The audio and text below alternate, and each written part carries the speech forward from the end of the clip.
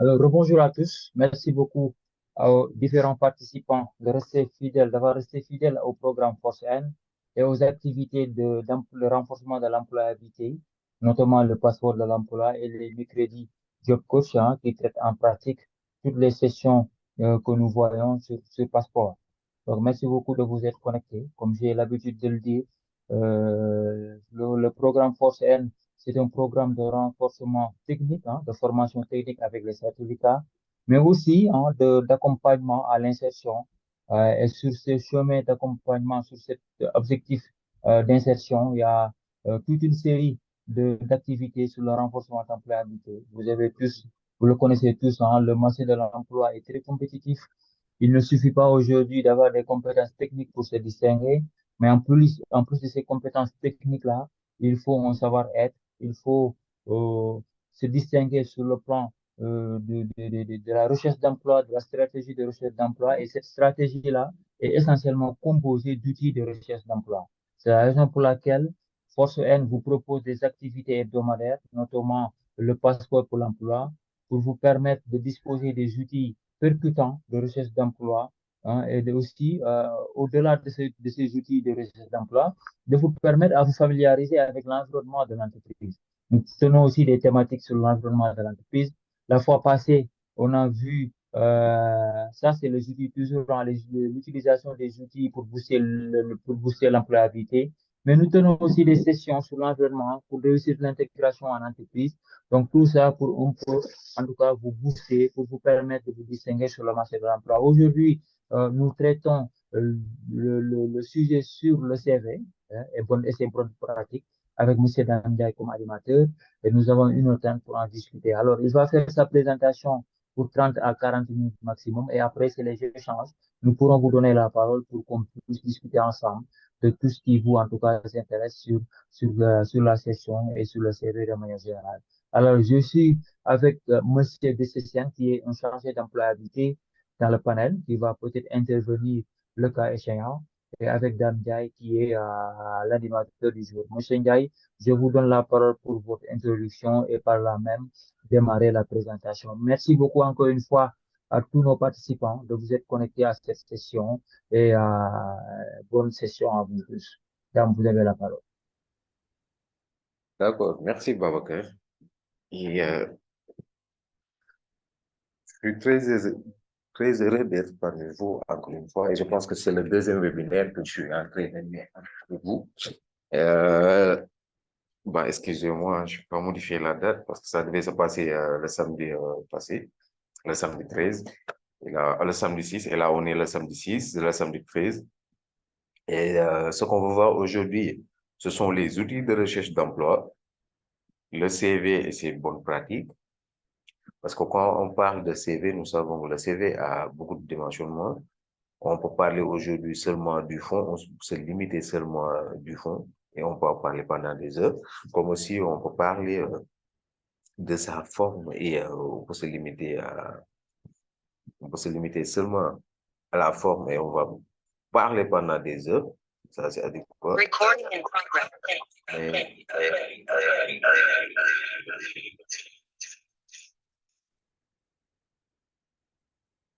mais là, nous allons parler uniquement du CV et de ses bonnes pratiques. Donc, pour le plan, on aura à voir seulement 3 séquences. L'importance du CV. En deuxième séquence, nous allons voir la structure d'un CV. Et en troisième séquence, nous allons voir les conseils et les conseils à suivre pour avoir un bon CV et les erreurs à éviter pour un bon CV. Allons-y maintenant. Et les objectifs spécifiques de ce webinaire, c'est un grand point. Le premier point, c'est de savoir l'importance d'un CV. Le deuxième point, c'est de connaître la structure de base. Vous avez des problèmes de son, ou bien? C'est pas ça? Parce que je pense que j'ai vu un Je message suis du en train Seigneur. de voir ça sur le chat. Vous pouvez continuer. Je suis en train de voir avec les participants. Est-ce que le son est bon? Mais là, vous pouvez continuer. À mon niveau, c'est bon. Il y en a qui disent que, voilà, pour l'essentiel, c'est bon, mais il y en a qui ont un souci. Maintenant, je pense que c'est à leur niveau. Dame, vous pouvez continuer. Oui, le son est bon, hein. Maintenant, ceux qui n'ont pas, qui ont des soucis avec le son, il faut voir le paramétrage à leur niveau. Ça, c'est bon pour les autres, c'est bon, on peut démarrer. Et il signale aussi que c'est bon, donc on peut continuer. Oui, on peut continuer. Ok, super. Et en deuxième point, si vous avez fini ce webinaire, vous allez connaître la structure de base d'un CV. Après savoir rédiger un CV. Et un quatrième point, éviter les erreurs commises antérieurement. Et les objectifs spécifiques, ça veut dire que si vous avez fini ce webinaire, en grosso modo, vous allez devoir savoir tous ces quatre points-là. Bon, pour ma présentation, voilà, le cours, ça ne me concerne pas. Là-bas, je pense qu'on peut être ici un peu bref, 10 à 15 secondes, c'est bon. Bon, moi, je suis Damdia, hein. À ce moment, je suis en master professionnel en management du sport. Mais j'en ai fait d'autres formations qui m'ont concerné, le marketing et la communication. J'ai eu une licence en informatique de gestion. Et je suis le fondateur de Chaque jour un CV. Je pense que ceux qui sont habitués sur LinkedIn, ils doivent savoir Chaque jour un CV. Et aussi de Rio Tizane qui est à Rufisque, qui est un peu à l'arrêt ce temps-ci, mais qu'on ne va pas tarder à relancer ses activités. Mais Chaque jour un CV, on l'a créé pendant la COVID-19 et c'était pour permettre aux demandeurs d'emploi euh, d'avoir, en grosso modo, d'avoir un emploi assez facilement. Mais la manière de l'avoir, c'était de publier leur CV sur notre page et qu'ils puissent avoir de la visibilité auprès des recruteurs. Vu que pendant ce moment-là, c'était un peu difficile partout. Bon, si vous avez besoin de mon profil LinkedIn, ça est là, Dame Ndiaye, c'est avec cette photo. Et on va voir la première séquence qui est l'importance d'un CV. Ça, on vous a perdu, hein. Oui, allez-y, ça revient. Pardon? Oui, allez-y, dame, continuez. D'accord, merci. Et là, en premier point, nous allons voir l'importance d'un CV. Si on dit aujourd'hui, c'est quoi l'importance d'un CV? Vous n'êtes pas en face de votre recruteur directement, de votre interlocuteur ou bien de votre futur employeur. Il ne vous connaît pas. Il ne connaît pas vous sortez d'où. Mon profil LinkedIn, c'est Dame Ndiaye, Dame Ndiaye. Si vous tapez Dame Ndiaye, vous allez voir, j'ai porté, je pense, un costume là-bas, si je ne me trompe pas, comme la photo récente. Votre interlocuteur, votre futur employeur ne vous connaît pas. Mais comment pouvez-vous vous vendre face à ce monsieur qui ne vous connaît pas d'abord? Pourquoi aujourd'hui on dit que si vous voulez déposer à un offre d'emploi ou vous voulez faire une candidature spontanée ou autre chose, vous devez déjà à présent lancer votre CV, déposer votre CV ou le mettre à disposition de votre futur interlocuteur. Pourquoi on dit ça?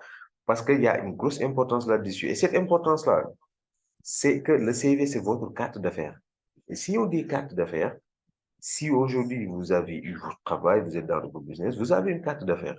Et cette carte d'affaires-là, ça trace votre personnalité en fait, vos données personnelles, ce que vous êtes, ce que vous faites. Et aujourd'hui, dans une carte d'affaires, on met le nom, les coordonnées, l'adresse, ce que vous faites et où vous êtes. Seulement ça vous vend en fait. Parce que si aujourd'hui vous travaillez à Sonatel, vous êtes le directeur d'exploitation, votre carte d'affaires, vous le sortez. Je pense qu'on dit quand vous allez créer le buzz, mais dans tous les cas, vous allez plus respecter. Parce que quoi que l'on puisse dire, Sonatel, c'est une grosse société, c'est une grosse boîte. Aujourd'hui, on voit Wave qui tend vers l'avant, hein. On voit d'autres, il y a d'autres, il y a d'autres. Mais si vous sortez aujourd'hui votre carte d'affaires et on voit qu'aujourd'hui, ce monsieur-là, il est le manager général de l'hôtel Pierre-Louis, ah, là, on se dit que ah, ce monsieur-là, c'est quelqu'un parce qu'il a c'est vraiment une belle carte d'affaires. Donc aujourd'hui, votre CV, c'est votre carte d'affaires. Il faut tout faire pour essayer de vous vendre sur cette carte d'affaires, sur cette carte d'affaires-là. Il est aussi votre document de visibilité et de reconnaissance. On ne vous connaît pas, on ne sait pas qui est cette personne. Donc, c'est sur ce document-là que vous devez montrer votre visibilité. On doit savoir qui vous êtes et essayer de vous reconnaître, de savoir la personne à travers ce document-là. C'est le reflet de votre persona. Persona, si vous faites marketing, vous le savez. Je pense qu'ici, vous avez fait marketing digital. Dans la logique, on a parlé de persona pour les programmes de force N. Persona, c'est la représentation fictive de votre futur client. Donc aujourd'hui, vous êtes le client, vous devez faire le reflet de vous-même auprès de l'employeur sur votre CV. Ce n'est que ça l'importance d'un CV. C'est pour cela qu'on dit un CV est important, parce que votre futur employeur ne vous connaît pas, votre futur recruteur ne vous connaît pas. C'est à partir de ce document-là que vous devez vous vendre. Ici, nous allons voir la deuxième séquence sur la structure de base d'un CV.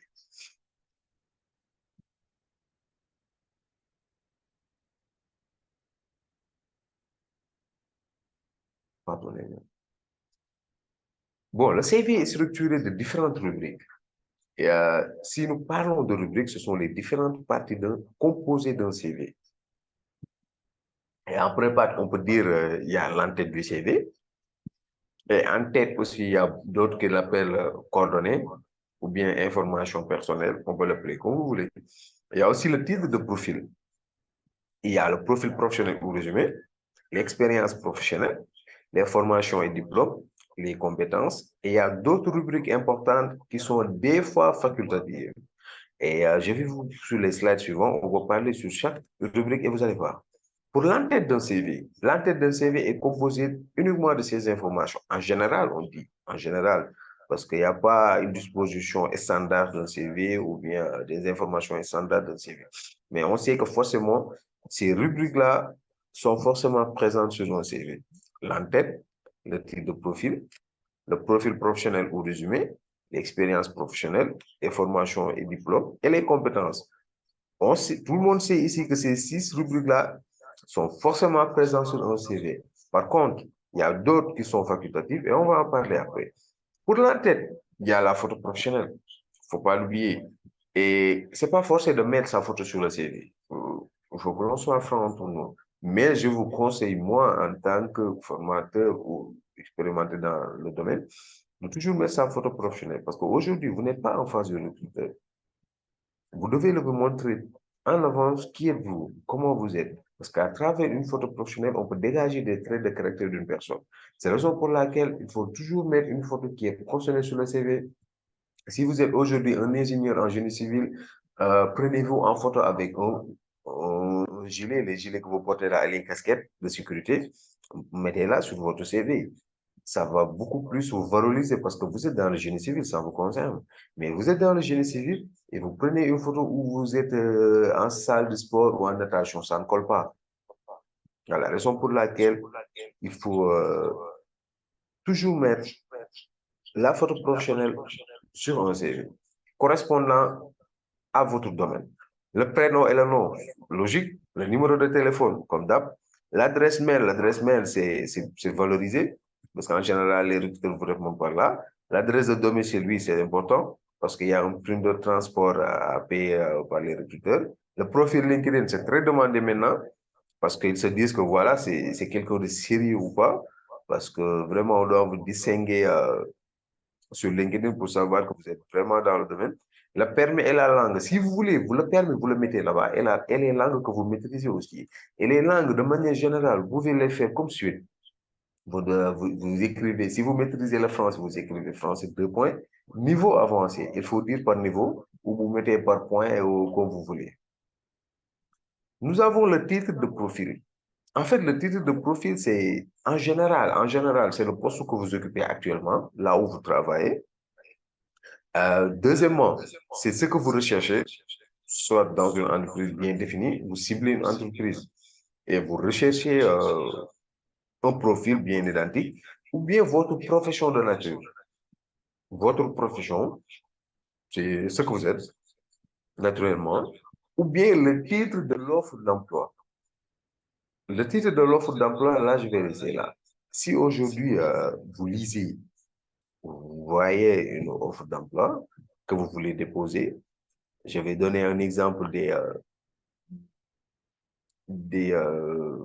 mails que les newsletters que Fortune vous envoie pour que vous puissiez candidater aux offres d'emploi qu'ils partagent. À chaque fois que vous voulez candidater à ces offres d'emploi-là, je vous en prie, regardez bien le titre de l'offre d'emploi qui est écrit. Un exemple, on vous dit aujourd'hui, Force N recherche un community manager. Mais vous, naturellement, vous n'êtes pas un community manager, mais vous avez fait une formation en marketing digital et vous êtes un social media manager.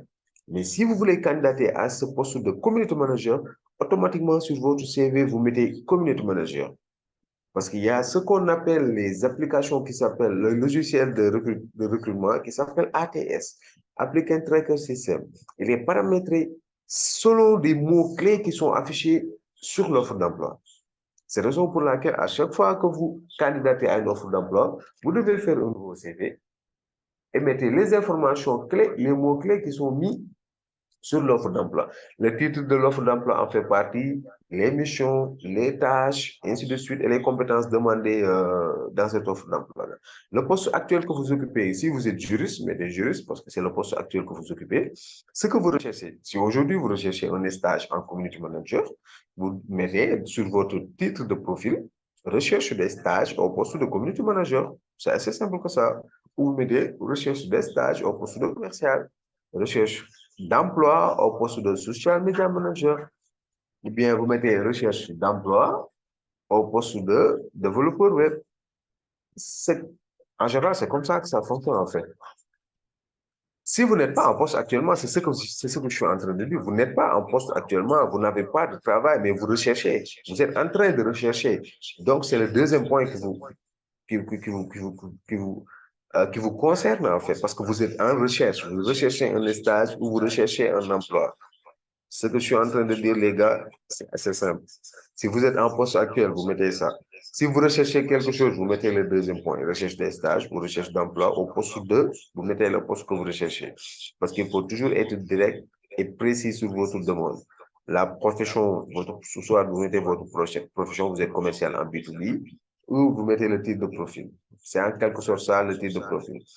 Et pour le profil professionnel ou résumé, en fait, c'est une sorte de description courte de votre profil avec 2 à 3 phrases au max, ou 4 à 5 lignes. En général, c'est mis sous le titre de profil. Hein.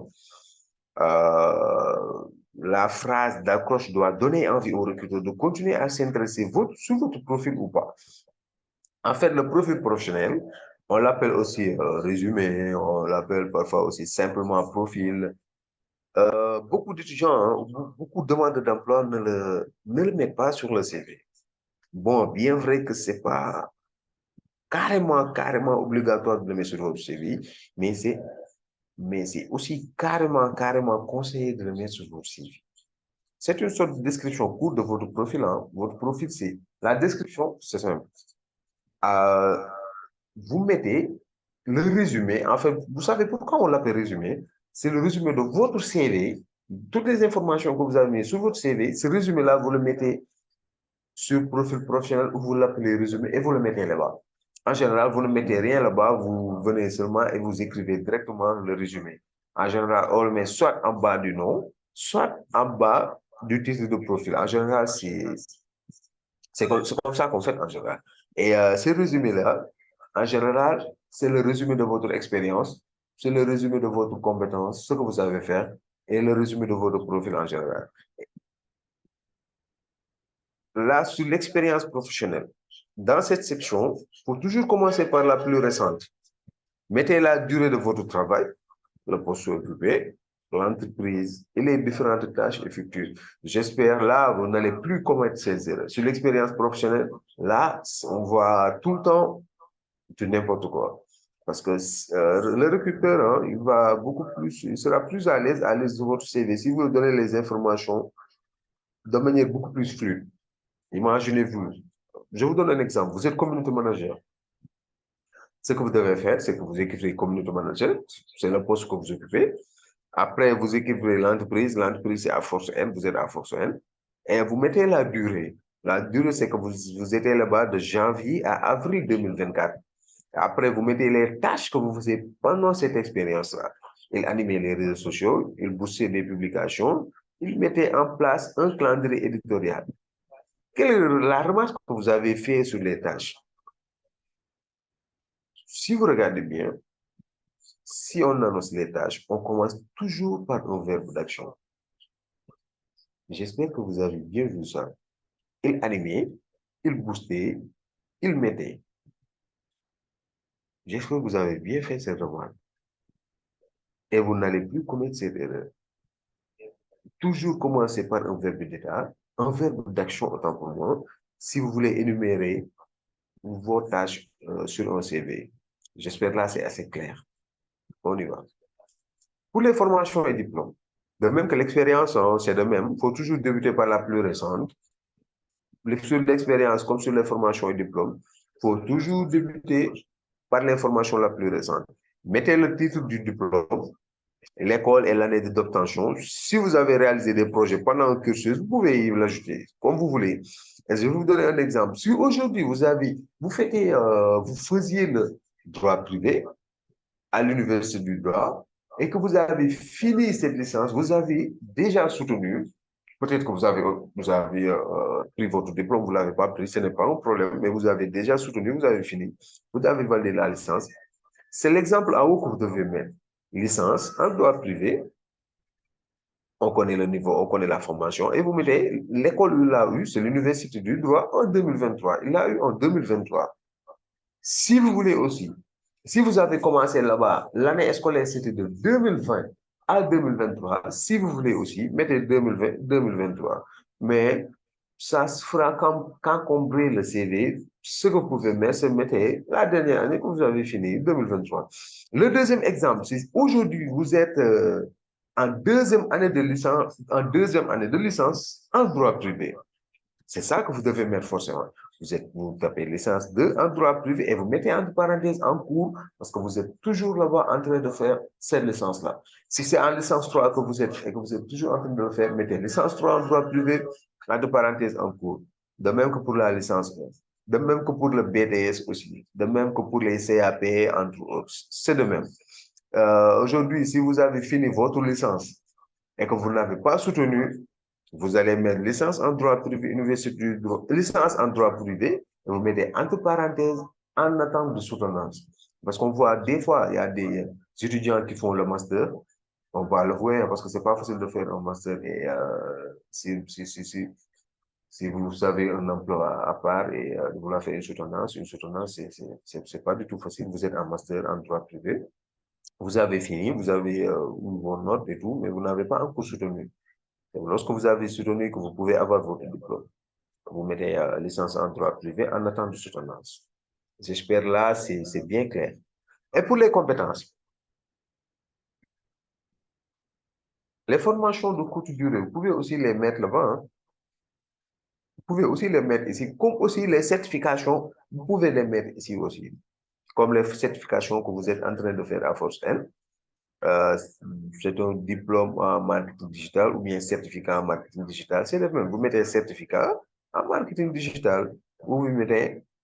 Vous appelez un autre, vous pouvez nommer un onglet spécial certification. Vous mettez marketing digital, Force N, et vous mettez le mois et l'année pour la certification. Comme aussi, vous pouvez, sur la partie formation et diplôme, vous mettez certificat en marketing digital, Force N, vous mettez mars 2023, mai 2024. Pour les compétences, la compétence est la qualification professionnelle et se décline en savoir, les connaissances que vous avez, en savoir-faire, les pratiques, qu'est-ce que vous savez faire avec ces connaissances, et en savoir-être sont les comportements, relations qu'on appelle des fois les soft skills. Les compétences sont techniques, informatiques et comportementales. Comportementales sont ce qu'on appelle les soft skills. Les soft skills, les gars, je vous le dis, c'est carrément privilégié de nos jours par les recruteurs. Parce qu'aujourd'hui, on ne sait pas recruter un employé qui est toxique, un employé qui est paresseux, un employé qui n'est pas prêt à faire face à la pression ou bien au stress du travail, un employé qui vraiment boude sur toute question ou bien tout travail, un employé qui n'est pas prêt à aider son prochain et tout ça, vous devez l'aider sur votre soft skill ou bien les compétences comportementales. Un exemple, je vous donne des exemples de compétences hein, et vous les voyez. Il y a gestion des réseaux sociaux, c'est un exemple de compétences. Et les compétences, c'est ce que vous savez faire. Est-ce que vous voulez définir vos compétences? Demandez-vous, qu'est-ce que je sais faire? Mettez-vous devant un miroir et je vous dis, et moi, je m'appelle Damien, je dis, moi, Damien, j'ai un diplôme en management du sport. Qu'est-ce que je sais faire avec ce diplôme? Je sais manager un joueur, je sais manager un athlète, Je sais gérer le département marketing et communication d'un club. Je sais ça. C'est ça les compétences. Ce que vous avez fait, ce sont ça vos compétences. Posez-vous des questions comme ça, c'est très simple et vous dégagez tout le temps vos compétences comme ça. Si vous êtes aujourd'hui un community manager ou social media manager, ce que vous savez faire, c'est la gestion des réseaux sociaux. Vous savez gérer les réseaux sociaux. Ah là, j'ai fait une erreur, j'ai sauté le thé. L'étude de marché, manager un groupe, la gestion du stress, ça, ce sont des soft skills. C'est très important. L'empathie, la discipline, tu es curieux, tu es innovateur. Et aussi, il y a les compétences informatiques, ce sont les outils ou bien les logiciels que vous maîtrisez. Il y a Notion, il y a Canva, il y a Google Ads. Tout ça, c'est pas de compétences qui doivent figurer. Les autres rubriques importantes, il y a d'autres rubriques qui sont importantes sur un CV, hein, comme la certification, je vous l'ai dit tout à l'heure. Vous pouvez créer une rubrique de certification à part si vous avez beaucoup de certificats. Moi, c'est ce que j'ai fait. Parce que rien qu'avec Forcel, je pense que j'ai oui, je pense deux, commerce digital et marketing digital avec Forcel. J'en ai d'autres avec, voilà, Open Classroom et Wherever. Donc, j'ai créé spécialement une rubrique certification et j'ai mis toutes ces certifications là-bas. Et si vous créez une rubrique certification, ce que vous devez mettre, c'est la certification, ça s'appelle comment? Marketing digital. Vous mettez marketing digital, vous mettez soit Force N, mais vous mettez l'année et le mois. C'est comme ça. Les atouts, c'est, vous pouvez mettre, ça s'appelait soft skill, hein.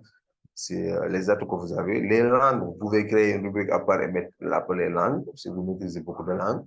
Les centres d'intérêt, c'est carrément clair, hein. Si vous êtes dans des associations, dans des, comme aujourd'hui, vous êtes secrétaire général d'une association de quartier, dans le bénévolat, tout ça, vous pouvez le mettre dans le centre d'intérêt. Le permis aussi, vous pouvez mettre comme vous voulez, hein. Les activités extra-professionnelles et bénévolat, comme je l'ai appelé, voilà, ça pouvait se mettre aussi dans un centre d'intérêt, c'est la même chose. Si aujourd'hui vous êtes comptable ou bien aide comptable dans ou bien dans un bureau des associations scolaires là, que vous créez dans les écoles là, ou bien dans les universités. Si vous êtes aide comptable là-bas, là, c'est dans les activités extra-professionnelles que vous devez les mettre. Oui, bénévolat, si aujourd'hui dans votre quartier, il y a un conseil de quartier et vous faites partie du conseil de quartier et que vous occupez un poste là, vous pouvez le mettre dans activité extra-professionnelle ou bénévolat, comme vous voulez. Les projets et les réalisations, si vous avez réalisé beaucoup de projets et avoir des réalisations, vous pouvez les mettre ici dans projets et réalisations. C'est comme vous voulez. Les références, c'est aujourd'hui votre ancien employeur ou bien votre ancien boss ou bien votre ancien recruteur. Dans cette rubrique, c'est de mettre le nom de votre ancien employeur ou de votre ancien supérieur, son poste qu'il occupait dans l'entreprise et son contact pour qu'il puisse être euh, contacté par votre futur employeur. Parce que des fois aussi, hein, vos boss ne veulent pas prendre des risques, ils veulent savoir votre réputation ou comment vous comportez dans l'ancienne entreprise. Ils veulent forcément avoir des références. Si vous voulez, vous le mettez, hein. Si vous ne voulez pas, ne le mettez pas. S'il veut obtenir ces informations-là, il va vous les demander et vous lui donnez les références tout court. Bon, il y a la mise en place et le design. Je vous le dis, hein, le CV doit se tenir sur une seule page A4. On voit ici des étudiants qui n'ont même pas une seule expérience, mais qui se permettent d'avoir des CV sur 2 pages.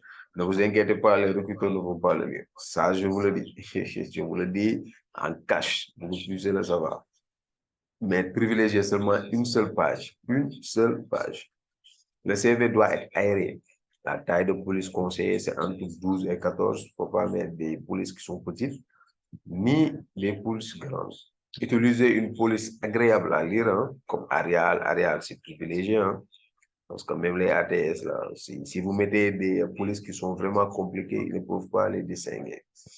Calibri ou Verdena. Moi, je vous conseille ces 3 polices, mais privilégiez toujours Arial ou Calibri. Voilà. Faites des phrases qui sont courtes et simples. Toujours envoyer le CV en format PDF, pas de Word ou Docs.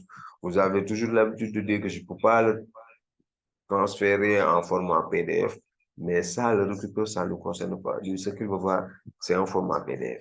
Et les ATS sont toujours programmés comme ça. Si c'est un format PDF, reconnaissez-le-moi et mettez-le-moi en haut. En format Word, mets-moi ça en bas. Et ils ne vont pas regarder vos profils pour ceux qui sont en bas. Parce que toujours, ceux qui sont plus adéquats à ce poste, que les CV sont placés en haut de logiciel. Donc, vous avez la chance d'être contacté en premier et de voir vos capacités, ce que vous avez pour ce poste, pour pouvoir recruter plus rapidement. Faites des rubriques facilement identifiables, des couleurs, textes, crochets. Optez pour des rubriques classiques et simples à défaut d'être dans la communication visuelle, dans l'infographie ou de vouloir faire une vidéo. Utilisez au max 2 couleurs en plus du blanc de la feuille. Ne pas utiliser des couleurs qui sont fluides et qui ne sont pas facilement visibles. En dernière séquence, je vais vous donner les conseils que vous pouvez respecter et qui peuvent facilement vous donner un emploi et les erreurs que vous devez éviter si vous faites un CV. Pour les erreurs, essayez de surcharger le CV. Il faut toujours éviter de surcharger son CV. Ça ne sert à rien de mettre toutes les informations que vous avez sur un CV. Mettre des informations qui sont erronées, qui ne vous concernent plus. Tromper sur un CV, c'est pas bien.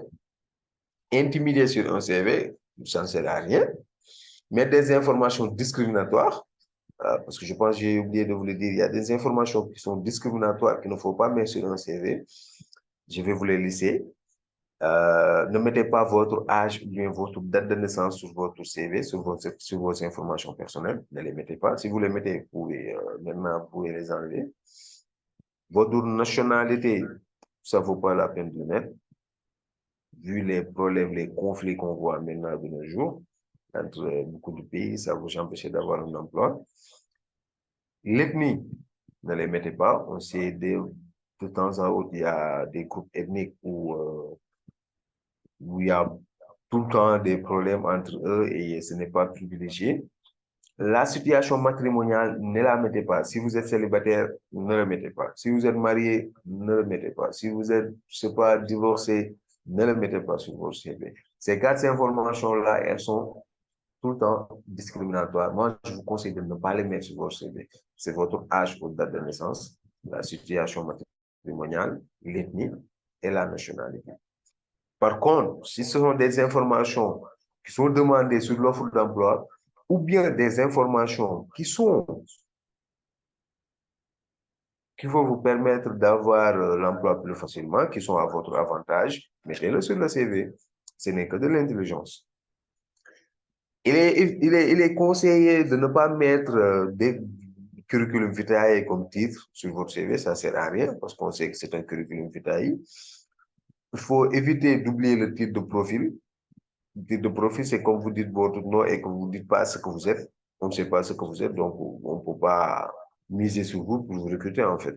Mettre une langue que vous ne maîtrisez pas, j'espère que vous l'avez récemment vu avec une vidéo où le gars disait qu'il maîtrisait l'anglais. On pose des questions, il est carrément passé à côté. Donc, si vous ne maîtrisez pas une langue, ne la mettez pas. Ne soyez pas complexé là-dessus. Les conseils utiles, soyez le plus précis possible. Hein. Mettre seulement des informations adéquates au poste convoité. Toujours envoyer un CV en version PDF via mail. Mettre une photo professionnelle sans filtre. Ni tenue de sortie. Ça, je le dis aux femmes qui le suivent en ce moment. Hein. Parce que vous, on sait que vous êtes tout le temps dans ces films. Nous, les hommes, on ne fait pas. On fait pas. Je ne jette pas de fleurs aux hommes, mais nous, les hommes, on ne sommes pas dans les filtres, ni dans les make-up, les maquillages. Mais les femmes, je vous conseille, arrêtez ça. Ne mettez pas des photos avec des make-up. Ne mettez pas des photos avec des filtres sur votre CV. Ça ne sert à rien. C'est plutôt de l'intimidation. Vous savez, les recruteurs sont compliqués. Donc, il faut toujours éviter de les intimider. Moi, je reçois tout le temps des photos avec du maquillage, du make-up, avec des filtres pour le CV. Et ce n'est pas normal.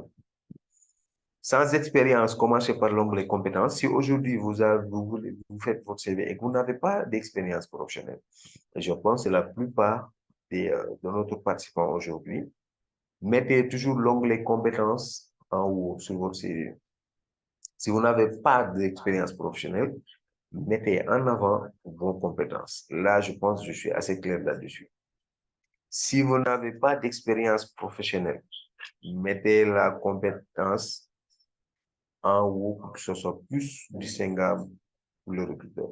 Parce que seul si on ne voit pas vos expériences, on doit forcément voir ce que vous savez faire. Parce que ce qui importe le recruteur, c'est mon futur employé, qu'est-ce qu'il sait faire? Et là, vous lui dites ce que vous savez faire. Si c'est en adéquation avec ce qu'il recherche, il va vous contacter assez vite. Pensez à toujours optimiser le CV. Évitez d'envoyer le même CV pour chaque candidature. Faites un CV standard comme référence. Il faut toujours faire un CV où il y a toutes vos informations.